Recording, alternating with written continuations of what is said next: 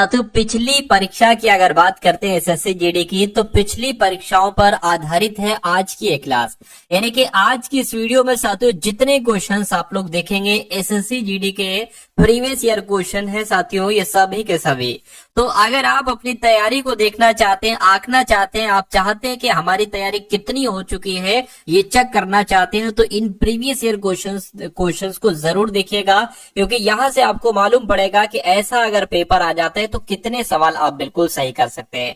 आज की cut off की अगर हम साथियों बात करें कि अगर ऐसा पेपर आ जाता है तो कट ऑफ कितनी जाती है, देखिए हिंदी के मैंने लिए पूरे के पूरे 20 सवाल, इसमें आपको साथियों 15 से 16 सवाल सही करना चाहिए। उसी प्रकार जीके के साथियों और करंट अफेयर के मैंने लिए हैं पूरे के पूरे 20 सवाल, और इसमें जो आपका स्कोर होना चाहिए वो 11 से 12 प्रश्नों का होना चाहिए। उसके बाद रीजनिंग को हम लोग देखेंगे और मैथ को देखेंगे, और इसके बारे में भी मैं आपको बताऊंगा कि इसमें कितने क्वेश्चंस आपके सही होना चाहिए। यानी कि कुल मिला के साथियों इन 40 सवालों में से तकरीबन अगर बात करें 27 के आसपास का स्कोर आप लोग करने की कोशिश करिएगा। तो पहला सवाल साथियों आपकी स्क्रीन पर है, यहां पर आपसे देखिए क्या पूछा जा रहा है। कह रहे कि इतिहास का जानकार को क्या कहा जाता है। अच्छा, अगर आपसे पूछा जाए जो इतिहास से संबंध रखता है, क्या जो इतिहास से संबंध रखता है उसको क्या कहा जाता है? इतिहास से संबंध रखने वाले को साथियों क्या कहा जाता है? ऐतिहासिक कहा जाता है। अच्छा, प्रागैतिहासिक भी आपसे कई बार पूछा जा चुका है, लिखित इतिहास से पहले का। यानी कि अभी आपको पता है कि लिखित इतिहास है, लेकिन जब लिखित इतिहास नहीं था तो उससे पहले उसको क्या कहा जाता था साथियों? उसको प्रागैतिहासिक कहा जाता था।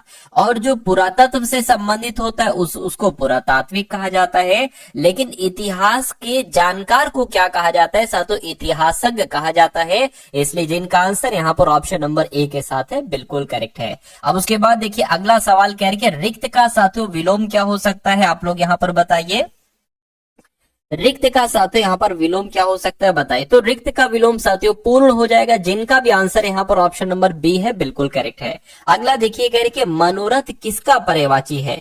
तो मनोरथ की अगर बात करें साथियों ये कामना का पर्यायवाची हो जाएगा। किसका पर्यायवाची हो जाएगा साथियों? ये कामना का पर्यायवाची हो जाएगा। जिनका आंसर ऑप्शन नंबर डी है, बिल्कुल करेक्ट है। पौ 12 होना, इस मुहावरे का मतलब क्या होता है? तो इसका मतलब होता है साथियों खूब लाभ होना। क्या? खूब लाभ होना। जिनका आंसर सी, बिल्कुल करेक्ट है। के दिए गए शब्द का समानार्थी शब्द आपसे पूछा जा रहा है। यानी कि आपसे पूछा जा रहा है कि सोने का समानार्थी शब्द क्या होगा साथियों बताइए। तो अगर बात करते हैं साथियों सोने का समानार्थी शब्द यहाँ पर क्या हो सकता है बताइए। देखिए हिरण्य होगा, मैं कहूंगा बिल्कुल साथियों हिरण्य ही एक तरीके से हो जाएगा। अगर आपसे साथियों रत्नाकर के बारे में पूछा जाए, रत्नाकर का मतलब पता क्या होता है? सागर भी कहते हैं और साथियों समुद्र भी कहा जाता है। सागर भी कहते हैं और साथियों समुद्र भी कहा जाता है। उसके अलावा कलत्र की अगर बात करें, कलत्र किसको कहा जाता है? कलत्र साथियों पत्नी को कहा जाता है। क्या? पत्नी को कहा जाता है। अगले नंबर का सवाल कह रहे कि मृग जैसी आंखों वाली स्त्री के लिए एक शब्द अगर मैं आपसे पूछूं तो आप साथियों किसका मुझे बताएंगे। तो अगर बात करते हैं साथियों मृग नयनी का आपका क्या राइट आंसर होगा? बिल्कुल सही। आप लोगों को याद रखना है कि मृग जैसी आंखों वाली स्त्री के लिए एक शब्द अगर आपसे पूछा जाए तो मृग नयनी आपको बता देना है। अगला देखिए करके खूब लड़ी मर्दानी, वो तो अहल्या थी या वो तो झांसी वाली रानी थी या वो तो अनुसुईया थी या रानी पद्मावत थी? तो मैं कहूंगा वो तो झांसी वाली रानी थी। जिनका भी आंसर ऑप्शन नंबर बी है, बिल्कुल करेक्ट हो जाता भाई। बहुत बढ़िया, वेरी गुड क्लास। साथियों यहाँ पर मैं आपको बता देना चाहता हूँ सिलेक्शन के लिए मैं लेकर आ चुका हूँ आपके सामने एसएसजीडी का एक ऐसा प्रैक्टिस सेट मेरे दोस्त जो रोजाना आपको रात को 8 बजे देखने को मिलता है। इससे पहले एक बुक की बात कर लेते हैं। एसएसजीडी की आपकी एक नई बुक लॉन्च हुई है मेरे दोस्त, जिसमें न्यू पैटर्न आधार पर 2025 के आधार पर पूरा सिलेबस होगा ऑल एग्जाम क्लास के ऊपर। ठीक है ना? कैसे लेना है वो सारी चीजें इसमें मैं बताने वाला हूँ। पहले आप देखिए मेरे दोस्त, आपको मैं बता दूं इसमें प्रैक्टिस सेट में आपको मेरे मित्र मात्र 49 में आपको 15 प्रैक्टिस सेट मिलने वाले हैं। इसमें मात्र 49 में जिस पीडीएफ आप जो बुक लोगे आप 200 पड़ेगी, वही मात्र आप व्हाट्सएप नंबर आपको दिए, इस पर मैसेज कर दीजिए, इस बुक की पूरी पीडीएफ आपको मिल जाएगी। तो चलो कि मनोरंजन भी जीवन के लिए उतना ही आवश्यक अनावश्यक है जितना अध्ययन, मतलब यहाँ पर क्या अनावश्यक आएगा या आवश्यक आएगा या प्रतिबंधित आएगा या शानदार आएगा? तो मैं कहूंगा यहाँ पर आवश्यक आना चाहिए, यानी कि मनोरंजन भी जीवन के लिए उतना ही आवश्यक है जितना के अध्ययन। अब अगला सवाल देखिए, कह रहे कि अपने परिवार की गरिमा का ध्यान रखना। तो यहाँ पर साथियों अगर बात करें, एक तरीके से बात करें, ये एक रेखांकित शब्द हो जाएंगे। आपको बताने है कि इसकी जगह पर कुछ आएगा, गरिमा ऐसे करके आएगा, या ये बिल्कुल सही वाक्य आपको लग रहा है, इस बात का चयन आपको करना है। देखिए अपने परिवार की गरिमा का ध्यान रखना चाहिए। क्या गरिमा ऐसे लिखा जाता है? मैं कहूंगा नहीं। गरिमा ऐसे लिखा जाता है, ऐसे लिखा जाता है? नहीं। देखिए ऐसे तो लिखा जाता, देखिए ऐसे भी नहीं लिखा जाता, ऐसे लिखा जाता है।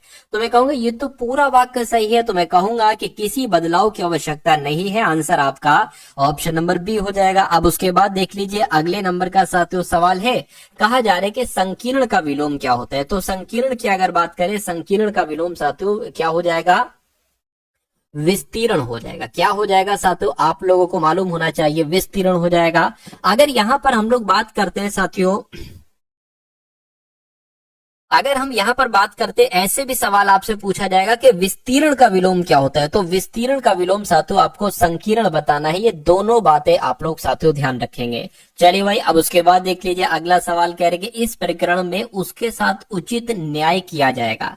ठीक है, दिए गए वाक्य में कि किस भाग में आपको बताना है कि त्रुटि है इस प्रकरण में। ठीक है, उसके साथ उचित न्याय, ठीक है, उचित न्याय किया जाएगा। अब देखिए न्याय तो हमेशा उचित ही होता है, ऐसा थोड़ी ना गलत न्याय अच्छा न्याय ऐसे ऐसे नहीं होगा। तो यहाँ पर उचित शब्द नहीं आना चाहिए, ये होना चाहिए इस प्रकरण में उसके साथ न्याय किया जाएगा। तो मैं कहूंगा यहाँ पर दिक्कत है, दिक्कत यहाँ पर है, तो यही आपका राइट आंसर है। अगला सवाल देखिए, कह रहे कि हवा से बातें करना, इस मुहावरे का मतलब क्या होता है? ऊंचा उड़ना, पक्षियों की भाषा समझना, अकेले रहना, तेज गति से चलना। तो तेज गति से चलने को ही कहा जाता है साथियों हवा से बातें करना, जिनका आंसर यहाँ पर ऑप्शन नंबर डी के साथ है। मैं कहूंगा आंसर आपका बिल्कुल करेक्ट है। अगला सवाल करके सही वर्तनी वाले शब्द का चयन कीजिए। अब आपको बताना है षष्ठ कैसे लिखा जाता है। ऐसे नहीं, ऐसे नहीं, ऐसे नहीं साथियों, जैसे आपका ऑप्शन नंबर डी में लिखा हुआ है ना, ऐसे लिखा जाता है। उसके बाद देखिए क्या कहा जा रहा है साथियों, करके दिए गए वाक्य में रेखांकित अंश को प्रतिस्थापित करने के लिए सबसे उपयुक्त विकल्प का चयन कीजिए। मैं 2 घंटे से आपकी प्रतीक्षा देख रखा हूं। तो देख रखा हूं थोड़ी ना आना चाहिए साथियों, ठीक है, ये आना चाहिए मैं 2 घंटे से आपकी प्रतीक्षा कर रहा हूं, ये होना चाहिए। या सुन रहा हूं भी नहीं, गुन रहा हूं भी नहीं, खा रहा हूं भी नहीं होना चाहिए। मैं कहूंगा वाक्य आपका पूरा क्या बनेगा? मैं 2 घंटे से आपकी प्रतीक्षा कर रहा हूं। उसके बाद देखिए कह रहे जीतने की इच्छा को साथियों क्या कहा जाता है, ये आपसे यहाँ पर पूछा जा रहा है।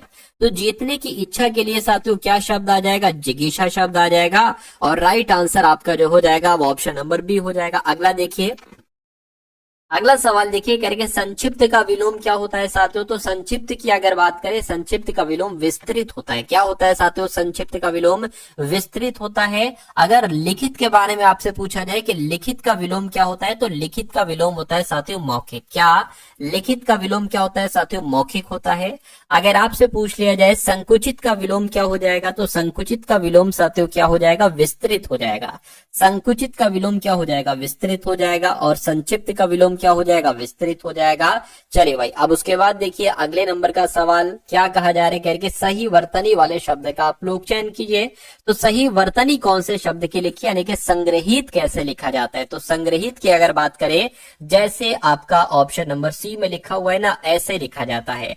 अब अगला सवाल देखिए, कह रहे बैंक का कर्ज चुकाकर वह दयनीय हो गया, वह उर्ण हो गया, वह खाली हो गया, या वह संतुष्ट हो गया। यहाँ पर खाली जगह में क्या आ जाएगा साथियों? शब्द ऑप्शन नंबर बी वाला आपका शब्द यहाँ पर आ जाएगा, बिल्कुल सही तरीके से आ जाएगा। ठीक है ना, यानी कि पूरा वाक्य बनेगा बैंक का कर्ज चुकार वह, ठीक है, चुकाकर वह उर्ण हो गया, ये होना चाहिए। अब उसके बाद देखिए अगला सवाल कह रहे कि अपमान का साथियों विलोम क्या हो सकता है। तो अपमान का विलोम क्या होगा? स्वाभिमान होगा। ठीक है, देखिए स्वाभिमान का अगर आपसे विलोम पूछा जाए ना, तो स्वाभिमान का विलोम क्या हो जाएगा? हीन भाव हो जाएगा। क्या हो जाएगा साथियों? हीन भाव हो जाएगा। अगर आपसे पूछा जाए सत्कार का विलोम क्या होता है साथियों, सत्कार का विलोम क्या होता है? तिरस्कार होता है। क्या होता है साथियों? तिरस्कार होता है। और अभिमान का विलोम एक तरीके से क्या हो जाएगा साथियों? फटाफट बताइए। आप लोग कमेंट करके। और अपमान की अगर बात करते, अपमान का विलोम क्या हो जाएगा साथियों, सम्मान हो जाएगा। राइट आंसर अगर आपका है ऑप्शन नंबर बी तो बिल्कुल करेक्ट है। चलिए अब उसके बाद देखिए अगले नंबर का सवाल आपकी स्क्रीन पर कह रहे कि यमुना का समानार्थी शब्द बता दीजिए। तो यमुना का समानार्थी शब्द की अगर बात करें तो यहाँ पर कृष्णा आपका राइट आंसर हो जाएगा। क्या हो जाएगा साथियों, कृष्णा आपका यहाँ पर राइट आंसर हो जाता है। चलिए यहाँ पर एक शब्द लिखा हुआ है अलकनंदा। अलकनंदा पता किसे कहा जाता है, ये गंगा का समानार्थी है, ये गंगा का समानार्थी है, ये भागीरथी का समानार्थी है। गंगा का समानार्थी है, भागीरथी का समानार्थी है। इसी को साथियों मंदाकिनी भी कहा जाता है। क्या, इसी को साथियों मंदाकिनी भी कहा जाता है, ये आप लोग ध्यान रखेंगे। अच्छा देवनदी की बात करें तो देवनदी किसके, देवनदी के पर्यायवाची क्या क्या बन सकते हैं, एक तो बन सकता है सुरसरिता। क्या, एक बन सकता है साथियों सुरसरिता। क्या बन सकता है, सुरसरिता बन सकता है। उसके अलावा साथियों जाह्नवी भी बन सकता है, जाह्नवी बन सकता है। ठीक है ना, ये सारी चीजें आप लोग यहाँ पर याद रखेंगे भाई, बहुत बढ़िया, वेरी गुड क्लास। अब साथियों यहाँ से आपके सामने जीके के क्वेश्चन शुरू हो चुके हैं और करंट अफेयर के कुछ इंपॉर्टेंट क्वेश्चन हम लोग देखेंगे।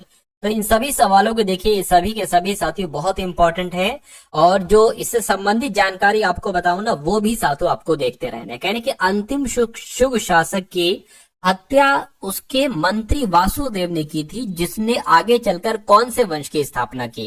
ठीक है, अगर यहाँ पर आपसे बात करी जाए कि अंतिम शुग शासक का नाम क्या था तो साथियों देवभूति था, यानी कि देवभूति की साथियों हत्या की थी। क्या, देवभूति की साथियों उसके मंत्री वासुदेव ने हत्या की थी और बाद में चलकर साथियों कर्ण वंश की से स्थापना की। तो किसने की साथियों, वासुदेव ने कर्ण वंश की स्थापना की, ये भी आप लोग याद रखेंगे। उसके बाद देखिए कह रहे कि निम्नलिखित में से किस सूक्ष्म जीवी के कारण साइट्रस कैंसर होता है। साइट्रस कैंसर की अगर बात करें ना तो ये कैंसर साथियों पौधों में होता है। क्या, ये कैंसर की बात करें तो पौधों में होता है, जैसे कि नींबू में हो जाएगा। ठीक है, नींबू में हो जाएगा, या अगर बात करते ये अंगूर में हो जाएगा। किस में हो जाएगा, अंगूर में हो जाएगा। तो ये किसकी वजह से होता है साथियों, ये किसकी वजह से होता है, ये बैक्टीरिया की वजह से होता है, ये जीवाणु की वजह से होता है। ठीक है, जब ये हो जाता है ना किसी पौधे में तो उसकी पत्तियां हैं, टहनियां हैं, फल हैं, ये खराब से होने लगते हैं। तो कुल मिला के निम्नलिखित में से किस सूक्ष्म जीव के कारण, मैं कहूंगा जीवाणु यानी कि बैक्टीरिया के कारण साइट्रस कैंसर होता है। किसमें होता है, पौधों में होता है, जैसे नींबू हो गया, अंगूर हो गया। ठीक है ना। चलिए अब उसके बाद देखिए साथियों अगले नंबर का सवाल है, कह रहे भारत के संविधान की प्रस्तावना में निम्नलिखित में से कौन सा शब्द सम्मिलित नहीं है। अब आपको ये मालूम होना चाहिए साथियों कौन कौन से शब्द सम्मिलित है, ये आपको यहाँ पर बताना है। देखिए एक संविधान में संशोधन किया गया था जिसका नाम है साथियों 42वां संविधान संशोधन। क्या आप लोग याद रखेंगे जो मैं आपको बता रहा हूँ, 42वां संविधान संशोधन आप लोग ध्यान रखेंगे। इस संशोधन के, ये संशोधन हुआ कब था, तो ये 1976 में साथियों संशोधन हुआ था। इस संशोधन करते समय साथियों इसमें कुछ शब्द जोड़े गए थे, जैसे कि समाजवादी शब्द इसमें जोड़ा गया था। उसके अलावा साथियों पंथ निरपेक्ष शब्द जोड़ा गया था। क्या, समाजवादी हो गया, पंथ निरपेक्ष शब्द हो गया, और अखंडता, क्या अखंडता एक शब्द साथियों इसमें जोड़ा गया। तो ये 3 शब्द इसमें जोड़े गए थे। ठीक है, तो मैं कहूंगा एक तरीके से अगर यहाँ पर हम बात करते हैं तो ये 3 शब्द जोड़े गए थे। यहाँ पर आपसे पूछा जा रहा है कि संविधान की प्रस्तावना में निम्नलिखित में से कौन सा शब्द नहीं जोड़ा गया था, तो साथियों पूंजीवादी शब्द नहीं जोड़ा गया था, नहीं जोड़ा गया था, तो यही आपका राइट आंसर हो जाएगा।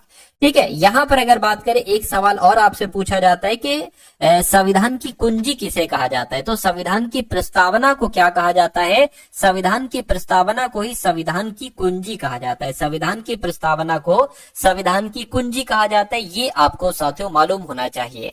अब उसके बाद देखिए कह रहे 26वीं विश्व ऊर्जा कांग्रेस 2024 का आयोजन कहां पर किया गया था, तो इसका आयोजन साथियों नीदरलैंड में किया गया। कहां पर किया गया है साथियों, इसका आयोजन नीदरलैंड में किया गया है और नीदरलैंड के रॉटरडैम में किया गया। कहां पर किया गया, नीदरलैंड के रॉटरडैम में किया गया है, ये आपको मालूम होना चाहिए। अब उसके बाद देखिए अगले नंबर का सवाल साथियों आपके स्क्रीन पर है। इस सवाल को देखिए, कह रहे कि हसदेव और जोंक नदियां भारत के किस राज्य में पाई जाती हैं। तो इन नदियों की जब हम साथियों बात करते हैं तो ये कहां पर पाई जाती हैं, छत्तीसगढ़ में पाई जाती है। कहां पर साथियों ये नदियां, ये छत्तीसगढ़ में पाई जाती हैं। उसके बाद देखिए निम्नलिखित में से किसने प्रसिद्ध कोहिनूर हीरा, क्या कोहिनूर हीरा और शाहजहां के रत्न जड़ित मयूर सिंहासन, यानी कि कोहिनूर हीरा और मयूर सिंहासन को छीन लिया था, यह आपसे कुल मिला के पूछा जा रहा है। देखिए एक शासक था जिसका नाम था नादिर शाह। क्या इसका नाम क्या था साथियों? इसका नाम था नादिर शाह। इसका कार्यकाल की अगर बात करें 1336 से लेकर 1347 तक साथियों इसका कार्यकाल रहा। और ये कहाँ का शासक था साथियों? ये ईरान का शासक था। ये सब सवाल आपसे पूछे जाते हैं। अच्छा, ईरान को फारस भी कहा जाता था, तो ये ईरान का सम्राट था, यानी कि ये फारस का सम्राट था। इसका कार्यकाल तो 1736 से स्टार्ट हुआ था। तो इसने किया क्या साथियों? 1739 में इसने दिल्ली पर आक्रमण किया। कहां पर साथियों आक्रमण किया? इसने दिल्ली पर आक्रमण किया। साथियों ये जो चीजें मैं आपको बता रहा हूँ, ये सारी की सारी चीजें ये आप लोगों को याद हो रही हैं। अच्छा, उस समय दिल्ली का शासक कौन था साथियों? उस समय दिल्ली की अगर बात करें मोहम्मद शाह था। ठीक, और मोहम्मद शाह को तो आप लोग जानते हैं, ठीक, कि बहुत अच्छे शासकों में उसका नाम नहीं आया है।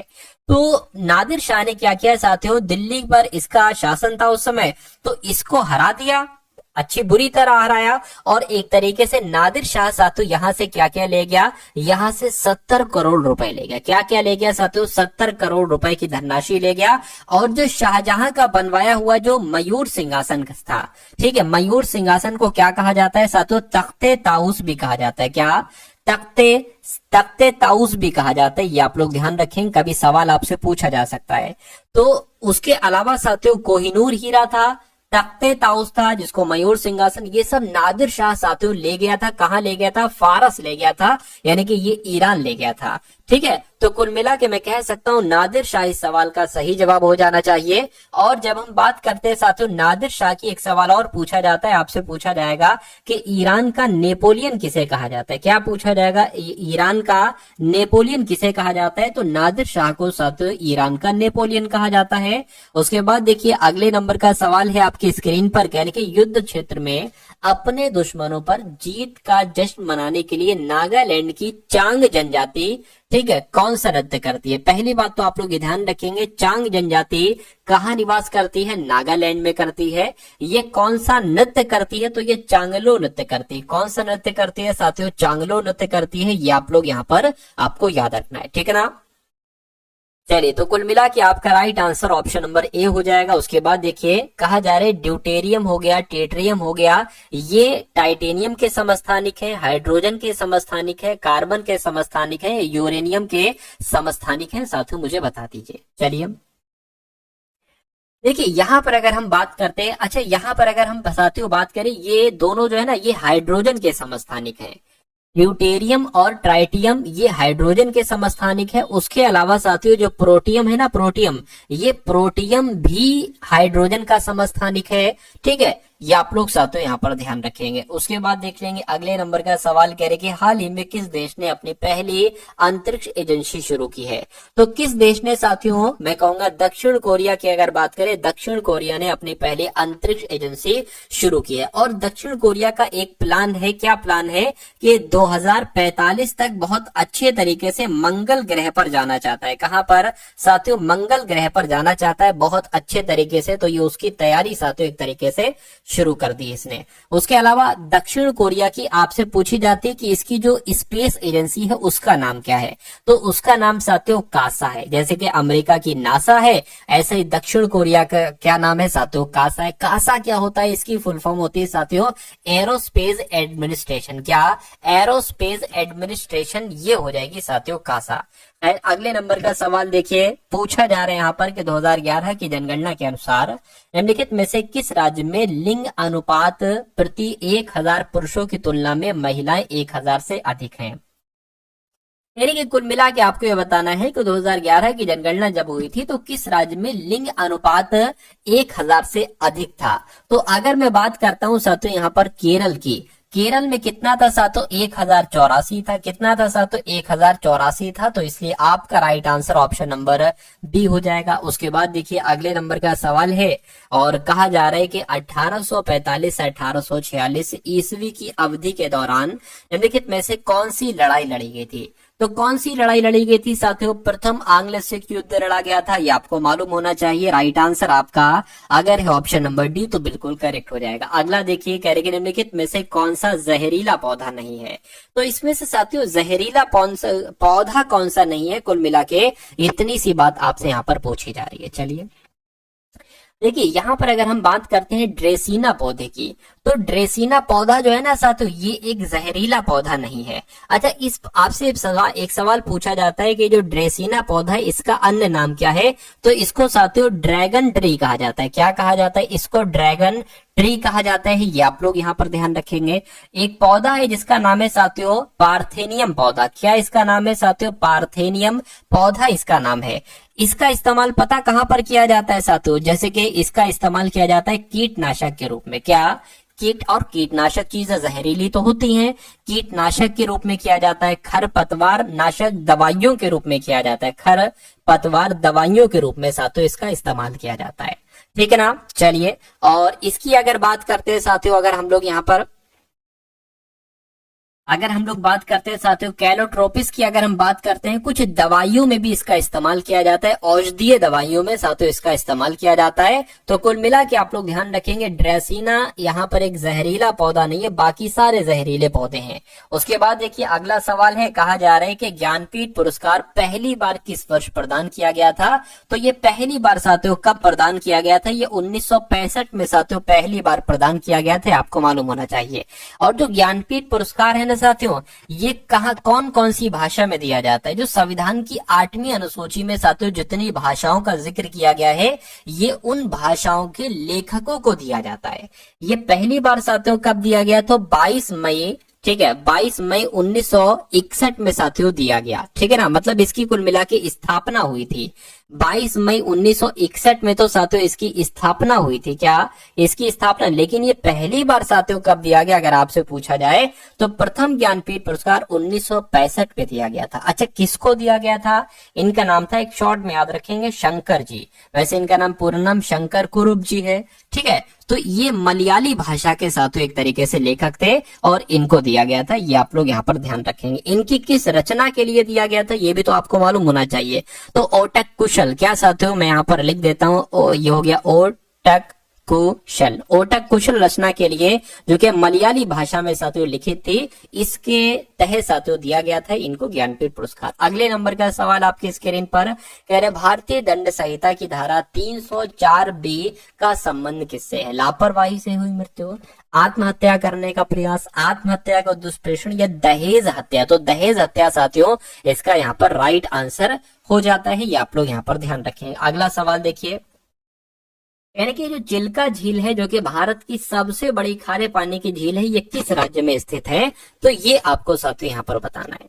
अच्छा, अगर आपसे पूछ लिया जाए साथियों कि भारत की सबसे बड़ी मीठे पानी की प्राकृतिक झील कौन सी? भारत की सबसे बड़ी मीठे पानी की, क्या मीठे पानी की प्राकृतिक झील साथियों कौन सी है? ये अगर आपसे पूछ लिया जाए तो आप लोगों को मालूम होना चाहिए, वूलर झील है। कौन सी है साथियों? वूलर झील है। अगर सवाल आपसे पूछ लिया जाए ये कहां पर है, तो ये जम्मू कश्मीर में। ये कहां पर है साथियों? जम्मू कश्मीर में है, आप लोग ध्यान रखेंगे। ठीक है ना? लेकिन यहाँ पर अगर चिल्का झील की बात करते हैं तो ये साथियों ओडिशा में स्थित है। कहां पर स्थित है? ये ओडिशा में स्थित है। राइट आंसर आपका ऑप्शन नंबर बी हो जाएगा। अब अगला सवाल देखिए, अच्छा यहाँ पर मैं आपको कुछ झील बता देता हूँ, क्योंकि झीलों से संबंधित सवाल आपसे पूछे जाते हैं।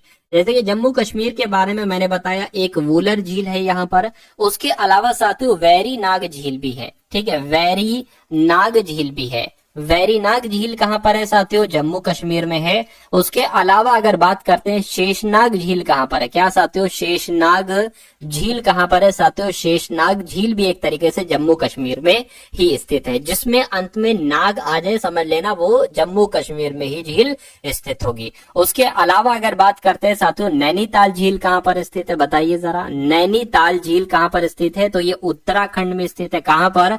उत्तराखंड में स्थित है। उसके अलावा एक तरीके से बात करें, सातताल झील कहां पर स्थित है? क्या सातताल झील कहां पर स्थित है? तो ये भी साथियों उत्तराखंड में ही स्थित है। ये आप लोगों को मालूम होना चाहिए। चलिए अब अगले नंबर का सवाल देखिए, कहा जा रहा है कि निम्नलिखित में से कौन सा स्मारक खिलजी राजवंश के द्वारा बनवाया गया था? बताइए। चलिए देखिए, खिलजी राजवंश की जब हम इस बात करते हैं तो खिलजी राजवंश से पहले साथियों कौन सा वंश था? गुलाम वंश था। कौन सा वंश था साथियों? गुलाम वंश था। ये आपको मालूम होना चाहिए। जब गुलाम वंश खत्म हुआ लगभग 1290 में साथियों ये इसकी समाप्ति हुई, और ठीक है, इसकी समाप्ति हुई और उसके बाद खिलजी वंश आपका साथियों जो शुरू हुआ एक तरीके से, उसके बाद ही साथियों स्थापना की गई खिलजी वंश की। और खिलजी वंश की अगर बात करें तो खिलजी वंश की स्थापना किसके द्वारा की गई थी? फिरोज खिलजी के द्वारा की गई थी। किसके द्वारा की गई थी साथियों? फिरोज खिलजी के द्वारा साथियों इसकी स्थापना की गई थी। आप लोग याद रखेंगे, ठीक है ना। अच्छा, यहाँ पर जिक्र किसका है? खिलजी राजवंश के द्वारा बनवाया गया था। इसमें से कौन सा स्मारक? तो मैं आपको बता देता हूं। देखिए, जो अलाई दरवाजा है ना साथियों, अलाई दरवाजा खिलजी राजवंश के द्वारा ही बनवाया गया था। ये आपको मालूम होना चाहिए। ये अलाई दरवाजा कहां पर है? अच्छा, एक बात मैं आपको साथियों बता देता हूं कि जो दिल्ली में एक तरीके से, क्या दिल्ली की अगर बात करें, दिल्ली में साथियों आपने भी देखा होगा, दिल्ली में एक जगह है मेहरौली। दिल्ली में एक जगह है साथियों जिसका नाम है मेहरौली। दिल्ली के मेहरौली में कुव्वतुल इस्लाम मस्जिद है। तो जो कुव्वतुल इस्लाम मस्जिद का जो दक्षिणी प्रवेश द्वार है ना, यही अलाई दरवाजा है। और इसका निर्माण एक तरीके से किसने किया था साथियों? अलाउद्दीन खिलजी ने किया था। किसने किया था? अलाउद्दीन खिलजी ने साथियों इसका निर्माण किया था। ये आप लोगों को मालूम होना चाहिए, ठीक है ना। तो कुल मिला के आंसर आपका ऑप्शन नंबर सी हो जाएगा। अब उसके बाद देखिए अगले नंबर का सवाल कह रहे कि 1968 में भारत सरकार द्वारा प्रदत्त साहित्य अकादमी अध्येतावृत्ति पाने वाले प्रथम व्यक्ति कौन थे? तो साथियों कौन थे? सर्वपल्ली राधाकृष्णन थे। आंसर आपका ऑप्शन नंबर सी हो जाएगा। निम्नलिखित में से किसने महाराज अधिराज की उपाधि धारण करने वाले प्रथम मुगल सम्राट थे? तो किसकी बात चल रही है साथियों? चंद्रगुप्त प्रथम की बात चल रही है, ठीक है ना। इन्होंने ही साथियों महाराज अधिराज की उपाधि धारण की थी। अगला देखिए कह रहे कि महानवमी डिब्बा का ऐतिहासिक महत्व निम्नलिखित में से किस राजवंश से जुड़ा हुआ है? तो ये महानवमी डिब्बा ये कहां पर है? ये कर्नाटक में है। ये कहां पर है साथियों? ये कर्नाटक में है। और अगर बात करें विजयनगर, आपका राइट आंसर हो जाएगा। यानी कि इस डिब्बे का ऐतिहासिक महत्व किस राजवंश से जुड़ा हुआ है? तो विजयनगर से साथियों इसका, विजयनगर साम्राज्य इसका जो है ना वो साथियों जुड़ा हुआ है। कैसे जुड़ा हुआ है ये भी मैं आपको बता देता हूं। देखिए, विजयनगर के एक शासक हुआ करते थे जिनका नाम था कृष्णदेव, ठीक है, जिनका नाम क्या था साथियों? कृष्णदेव राय। तो कृष्णदेव राय ने क्या किया? उदयगिरी पर जा साथियों जो हमला किया था, और उदयगिरी पर इनको जो जीत हासिल हुई थी साथियों, उसके बाद ही इन्होंने एक तरीके से क्या किया था? महानवमी डिब्बे का निर्माण करवाया था। तो कुल मिला के राइट आंसर आपका ऑप्शन नंबर डी हो जाएगा। अब अगला सवाल देखिए, कहा जा रहा है कि अलाउद्दीन खिलजी द्वारा लगाया गया जो खराज कर है, ये किसान की उपज के 10% हिस्से के बराबर है, ठीक है ना, या 50% या 25 या साथियों 20? तो मैं कहूंगा 50% यहाँ पर आ जाएगा। 50% एक बहुत बड़ा कर हुआ, खराज कर जो था। तो कुल मिला के राइट आंसर आपका ऑप्शन नंबर बी हो जाएगा। और फाइनल सिलेक्शन के लिए मैं लेकर आ चुका हूँ आपके सामने एसएसजीडी का एक ऐसा प्रैक्टिस सेट मेरे दोस्त जो रोजाना आपको रात को 8 बजे देखने को मिलता है। इससे पहले एक बुक की बात कर लेते हैं। एसएसजीडी की आपकी एक नई बुक लॉन्च हुई है मेरे दोस्त, जिसमें न्यू पैटर्न आधार पर 2025 के आधार पर पूरा सिलेबस होगा ऑल एग्जाम क्लास के ऊपर, ठीक है ना। कैसे लेना है वो सारी चीजें इसमें मैं बताने वाला हूँ। पहले आप देखिए मेरे दोस्त, आपको मैं बता दूं, इसमें प्रैक्टिस सेट में आपको मेरे मित्र मात्र 49 में आपको 15 प्रैक्टिस सेट मिलने वाले हैं। इसमें मात्र 49 में जिस पीडीएफ आप जो बुक लोगे आप 200 रुपये पड़ेगी, वही मात्र आप व्हाट्सएप नंबर आपको दिए, इस पे मैसेज कर दीजिए, इस बुक की पूरी पीडीएफ आपको मिल जाएगी। अगला सवाल देखिए अब आप लोग। तो यहाँ से साथियों आपके सामने अब रीजनिंग के क्वेश्चन शुरू हो चुके हैं। इन सभी क्वेश्चंस को चेक करिएगा और देखिएगा कि आपका स्कोर साथियों कितना रहता है। तो साथियों नंबर सीरीज का सबसे पहला सवाल है, कह रहे 9 है, उसके बाद 28 आ गया है, उसके बाद साथियों 65 आ गया और फिर 126 है। आपको बताने कि अगला नंबर यहाँ पर क्या होगा और उसके बाद 344 ही होना चाहिए। तो इस सवाल को साथियों आप सॉल्व करने की कोशिश कीजिए। अगर हम बात करते हैं साथियों यहाँ से 9 से 28 हुआ है, 28 से 65 हुआ है, तो कैसे साथियों ये हुआ है ये आपको बताना। अच्छा, यहाँ पर आप एक चीज देख पा रहे हैं, देखिए 9 28, अगर हम इसको 27 मान ले और इसको 8 मान ले तो ये 2 का क्यूब हो जाएगा। इसको अगर हम साथियों 27 मान ले तो ये 3 का क्या हो जाएगा? क्यूब हो जाएगा। और ये 4 का क्यूब हो जाएगा बिल्कुल, और ये साथियों 5 का क्यूब हो जाएगा। यानी कि 2 के क्यूब में 1 बड़ा है 9 हो गया, 3 के क्यूब 27 होता है, 1 बड़ा 28 हो गया। 4 का क्यूब 64 होता है, 1 बड़ा 65 हो गया। 5 का क्यूब 125 होता है, 1 बढ़ाया 126 हो गया। और 6 का क्यूब होता है साथियों 216, 1 बढ़ाएंगे 217 हो जाएगा, यानी कि 217 आपका राइट आंसर होगा बिल्कुल साथियों, जो कि ऑप्शन नंबर डी में है 217, ये आपका बिल्कुल करेक्ट आंसर हो जाएगा। अब अगला सवाल देखिए, कह रहे कि धीरज ने संदीप से कहा, संदीप कह रहा है कि मेरी माँ तुम्हारी माँ की इकलौती पुत्री है। संदीप क्या कह रहा है साथियों, ठीक है, संदीप से, अच्छा संदीप से कहा है, धीरज ने कहा है, ठीक है। धीरज क्या कह रहा है साथियों, धीरज कह रहा है, कह रहे क्या, मेरी माँ यानी कि धीरज की माँ जो है ना, तुम्हारी माँ यानी कि, ठीक है, संदीप की माँ, क्या साथियों, संदीप की माँ, एक सेकेंड,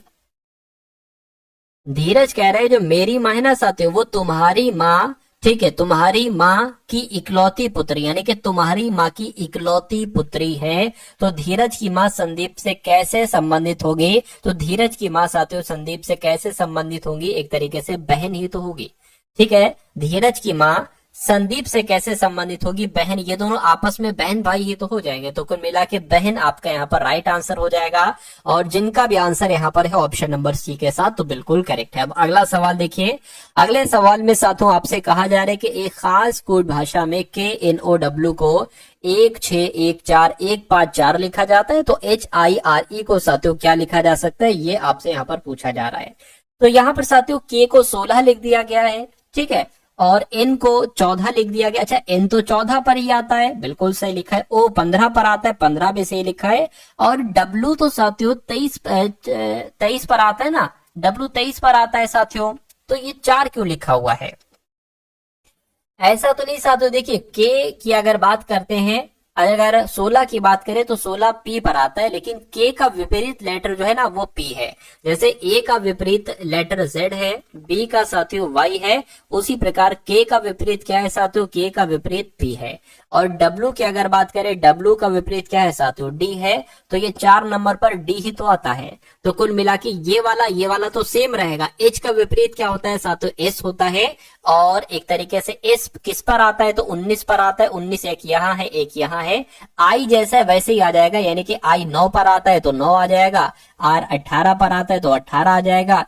E का विपरीत साथियों क्या होता है, V होता है, और V किस पर आता है, 22 नंबर पर आता है, तो 22 आ जाएगा यहाँ पर। यानी कि 1991 822 कहां पर लिखा हुआ है, ऑप्शन नंबर सी में लिखा हुआ है। तो ये क्या होगा साथियों, ये आपका बिल्कुल करेक्ट आंसर हो जाएगा। अब उसके बाद देखिए, कह रहे कि पत्तियों का संबंध क्लोरोफिल से है, तो रक्त का संबंध साथियों किससे होगा, ये आपको यहाँ पर बताना है। तो पत्तियों का संबंध क्लोरोफिल से है, रक्त का संबंध साथियों किससे होगा, फटाफट आप लोग यहाँ पर देखकर मुझे बता दीजिए।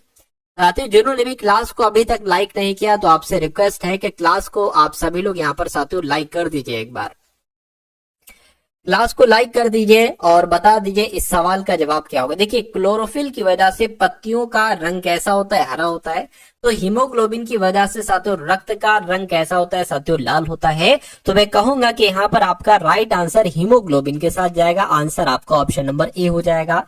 अब उसके बाद देख लीजिए अगले नंबर का साथियों सवाल है, कहा जा रहा है, इसको मैं थोड़ा बड़ा कर लूं, थोड़ा बड़ा कर लेता हूं, देख लीजिए।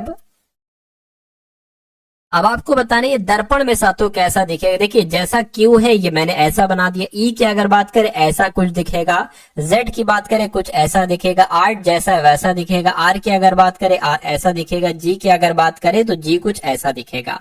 तो ये कौन से ऑप्शन में आपको दिख रहा है साथियों, क्यू ई जेड आर, ये तो साथियों ऑप्शन नंबर सी वाले में दिख रहा है। नीचे दिए गए विकल्पों में से उस संख्या का चयन कीजिए जो निम्न श्रृंखला में प्रश्नवाचक चिन्ह के स्थान पर आई है, यानी कि यहाँ पर कौन सा नंबर आएगा ये आपको बताना है। देखिए 2 3 4 5 6 7 8 9 10, तो यहाँ पर 9 आ जाना चाहिए क्या, 10 के बाद 13, 13 के बाद 12, 12 के बाद 17, 17 के बाद 14। अगर ये यहाँ तक होते नंबर 2 से लेकर 10 तक तो हम कह सकते थे कि भाई यहाँ पर 9 आ जाएगी। लेकिन इस 10 के बाद 13 हो गया और फिर उसके बाद 12 हो गया, फिर 17, फिर 14, तो इसलिए साथियों हमें थोड़ा दिक्कत लग रही है कि यहाँ पर मेरे हिसाब से शायद 9 ना आए, ये भी हो सकता है। तो अगर आप देखिए साथियों ऐसे करेंगे, 2 से 4 हो गया, 4 से 6 हो गया, 6 से 8 हो गया, 8 से 10 हो गया, 10 से 12 हो गया, 12 से 14 हो गया, यानी कि 2 2 2 का गैप है। उसके बाद 3 से साथियों 5 हुआ, 5 से 7 हुआ, 7 से क्या होगा, और उसके बाद साथियों 13 हुआ है, और उसके बाद साथियों 17 हुआ है। तो मुझे ऐसा यहाँ पर लग रहा है ये अभाज्य संख्याओं का है, यानी कि जो ऊपर वाले हैं ना नंबर, वो अभाज्य संख्याएं हैं। अभाज्य संख्याओं में 2 के बाद 5 आता है, 5 के बाद 7 आता है, 7 के बाद 11 आ जाता है, और 11 के बाद 13, फिर 17। तो मैं कहूंगा यहाँ पर साथियों आंसर आपका जो जाएगा वो ऑप्शन नंबर बी के साथ जाएगा। अब उसके बाद देखिए अगले नंबर का सवाल आपकी स्क्रीन पर। इस सवाल को साथियों देखिए और बताइए राइट आंसर आपका यहाँ पर साथियों किस ऑप्शन के साथ जा सकता है। अब यहाँ पर साथियों आपके सामने मैथ के क्वेश्चंस यहाँ पर स्टार्ट हो चुके हैं, ठीक है ना। कहने के एक दुकानदार 15% की छूट देता है और फिर 5, ठीक है, और फिर 5% लाभ प्राप्त करता है। यदि क्रय मूल्य 340 है तो अंकित मूल्य साथियों क्या होगा, ये आपको यहाँ पर बता देना है। चलिए भाई, तो इसमें क्या है साथियों, इसमें कुछ नहीं, एक दुकानदार 15% की छूट देता है, 15% की छूट देता है और फिर 5% का लाभ प्राप्त करता है यदि क्रय मूल्य 340 है। तो अगर साथियों क्रय मूल्य 340 है, यानी कि किसी वस्तु को आपने 340 रुपए में खरीदा है और उस पर लाभ कितना होता है साथियों, 5% का लाभ होता है, यानी कि आप इसको 105% में बेच रहे हैं, ठीक है ना। अब इसको अगर साथियों कैलकुलेट करें, इसको कैलकुलेट करने के बाद आपको विक्रय मूल्य मालूम पड़ जाएगा। विक्रय मूल्य मालूम पड़ जाएगा, 0 से 0 कैंसिल हो जाएगा। अगर इसको हम 2 से कट करें तो 2 पंजे 10 हो जाएगा, और यहाँ पर साथियों 17 आ जाएगा। 5 से कट करें, 5 दूना 10, 5 एकम 5, तो 17 और 21 की साथियों आपको गुणा करा लेना है, ठीक है। 17 1 आ जाएगा, सॉरी 7 आ जाएगा, और यहाँ पर 1 आ जाएगा, और यहाँ पर 17 दूना 34 आ जाएगा, 7 आ गया, 5 आ गया, 3 आ गया, यानी कि सेलिंग प्राइस कितना हुआ, यानी कि विक्रय मूल्य कितना आ गया साथियों, 357 रुपए आ गया, ठीक है। अब की अगर बात करें, अब साथियों यहाँ पर 15% की छूट भी दी गई है। तो अगर साथियों हम 15% की छूट दे दें, क्या 15% की साथियों अगर हम इस पर छूट दे दें तो कैसे क्या हो पाएगा। 15% की छूट दी जाती है, यानी कि जब ये बेची जा रही है ना साथियों, तो 15% की छूट दी गई है, यानी कि 85% में ये बेची गई। जो 357 रुपए में बेची गई ना, ये 85% बेचेगी, क्योंकि 15% की छूट दी गई है। तो अंकित मूल्य साथियों यहाँ पर आपसे पूछा जा रहा है, तो अंकित मूल्य कैसे निकालेंगे, 357 बटे यहाँ पर 85 आ जाएगा। अंकित मूल्य 100% मान लेते हैं, तो 100 से गुणा करा दीजिए। अब इसको कैलकुलेट कर लीजिए साथियों, ये कैसे हो सकता है। 5 से अगर कट करेंगे साथियों तो 5 एकम 5, 5 सत्ते 35 हो जाएगा, और 5 सत्ते 35 हो जाएगा, 5 पंजे 25 हो जाएगा, ठीक, ये बात क्लियर है। उसके बाद अगर बात करें और इसको साथियों अगर हम लोग कट करने पर आए,